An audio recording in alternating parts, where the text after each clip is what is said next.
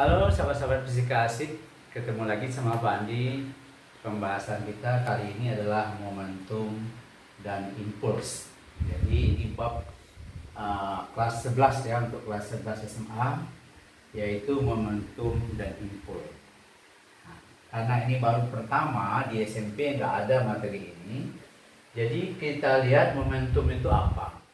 Momentum itu secara lambang dia P, yaitu massa dikalikan dengan kecepatan. Jadi kalau gitu setiap benda pasti punya massa. Apakah benda itu punya momentum? Belum tentu. Kalau dia diam berarti momentumnya nggak punya. Tapi kalau dia bergerak ada V-nya, berarti momentumnya ada. Jadi variabel daripada momentum itulah kecepatan. Jadi perkalian massa dengan kecepatan itu adalah momentum. Oke, satu. Yang berikut impuls. Impuls itu berapa gaya yang kita berikan, berapa waktu sentuh. Waktu sentuhnya itu berapa. Sama yang kita menendang bola. Jadi berapa waktu bola itu menyentuh kaki kita. Itulah impulsnya, perkalian gaya yang kita berikan dengan waktu sentuh. Karena waktu sentuh itu mempengaruhi. Jadi kenapa kita menendang batu terasa sakit, kita menendang bola tidak terasa sakit. Kenapa? Karena waktu sentuh daripada batu itu sangat besar. Ya, kalau waktu sentuh kita menendang bola itu lama karena bola itu mungkin agak elastis sedikit dulu. Jadi waktu sentuh itu mempengaruhi daripada impuls. Sehingga dalam fisika perkalian antara gaya dengan waktu sentuh itu namanya impuls. Sekarang apa hubungan impuls dan momentum? Karena judulnya momentum dan impuls, berarti ada korelasinya, ada hubungannya. Jadi kalau kita lihat impuls itu F kali delta T, F itu kan MA kali delta T. A itu kan perubahan kecepatan terhadap perubahan waktu, delta T, delta T, delta T hilang. Maka M delta V. Jadi kalau itu impuls itu, delta itu artinya kan perubahan, jadi perubahan kecepatan. Jadi setiap benda sebelum dengan sesudah tumbukan ada perubahan kecepatannya, berarti terjadi perubahan momentum. Perubahan momentum itu namanya impuls. Sehingga rumus umum hubungan momentum dan impuls adalah impuls itulah M kali delta V, perubahan kecepatan kali massa, itu kita sebut dengan perubahan momentum F kali delta T. Nah, ini delta V perubahan momentum, delta V perubahan kecepatan, delta T lah waktu sentuh. Oke, bagaimana memahami ini? Ya, seperti biasa, tentu kita lihat minimal kita tahu dengan soalnya itu seperti apa. Oke, jadi ada benda bermassa 200 gram. Jadi bayangkan ada benda bermassa 200 gram. Mungkin sebuah bola, ini massanya 200 gram. Atau 0,2 kg kalau kita jadikan SI. Jadi 0,2 kg. Lalu menumbuk dinding dalam arah tegak lurus dengan kecepatan 40. Bola dipantulkan kembali dengan kecepatan 30. Jadi setelah bolanya bergerak ketemu sama dinding, dia berbalik arah.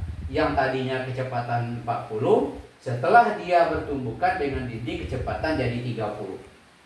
Pertanyaannya, tentukan perubahan momentum dan impuls. Kita tahu tadi perubahan momentum itu adalah impuls. Jadi dengan mencari perubahan momentum sama saja kita mencari impuls. Kira-kira gambarnya seperti ini.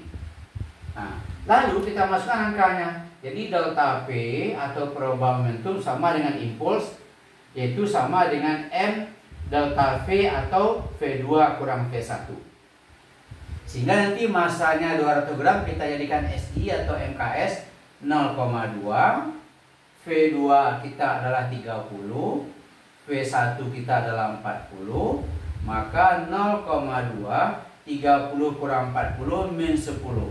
Maka perubahan momentumnya adalah min 0,2 kali min 10 berarti min 2 Newton ya. Newton sekon, atau boleh juga min 2 kg meter per sekon, karena momentum itu satuan adalah kilogram meter per sekon, karena massa kilogram, kecepatan meter per second. Jadi ada tanda min-nya di sini.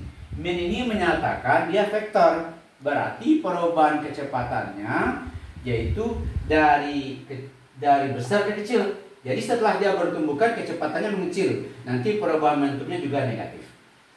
Nah, itu karena dia vektor. Tapi nanti kalau dia makin lama sebelum bertumbukan dengan setelah bertumbukan dia lebih cepat, berarti perubahan momentumnya positif. Sama dengan kita menendang bola, datang ke kita kecepatannya 2, setelah kita tendang bertumbukan dengan kaki kita kecepatan jadi 8. Jadi dari 2 ke 8 terjadi kenaikan daripada kecepatan, nanti delta P-nya positif. Jadi tidak ada masalah tanda negatifnya ini. Jadi diulang lagi tanda negatif kalau sebelum tumbukannya lebih lambat daripada setelah tumbukannya lebih lambat dari sebelum, nanti perubahan momentum itu negatif. Oke. Yang B. Yang B, gaya yang diberikan dinding pada bola dengan waktu sentuhnya 0,02 sekon. Nah, jadi kita tahu tadi rumus hubungan momentum dan impul I sama dengan delta P sama dengan F kali delta T. Impul itu merupakan perubahan momentum sama dengan gaya kali waktu. Nah, ini perubahan momentum sudah kita dapatkan tadi min 2. Berarti min 2 F sama dengan waktu sentuhnya 0,02 sekon. Maka F sama dengan min 2 per 0,02 bisa kita buat 2 kali 10 pangkat min 2. Ini coret. Min 2 naik ke atas dia jadi 100. Jadi min 100 Newton. Jadi gaya juga negatif karena gaya waktu dia sebelum dengan sesudah itu bertumbukannya itu dia memperlambat. Jadi tidak ada masalah tanda negatifnya. Nah, kira begitu bentuk soal daripada momentum dan impul yang kita bahas lah, momentum, impul, dan hubungan momentum dan impul. Kemudian mungkin materi ini bisa diulang-ulang lagi. Ini permasalahan pertama untuk momentum dan impul. Diulang, dipelajari kembali sehingga bisa paham dan mengerti. Oke, jangan lupa channel ini di subscribe ya, di komentari. Selamat mempelajari channel ini. Fisika itu asik.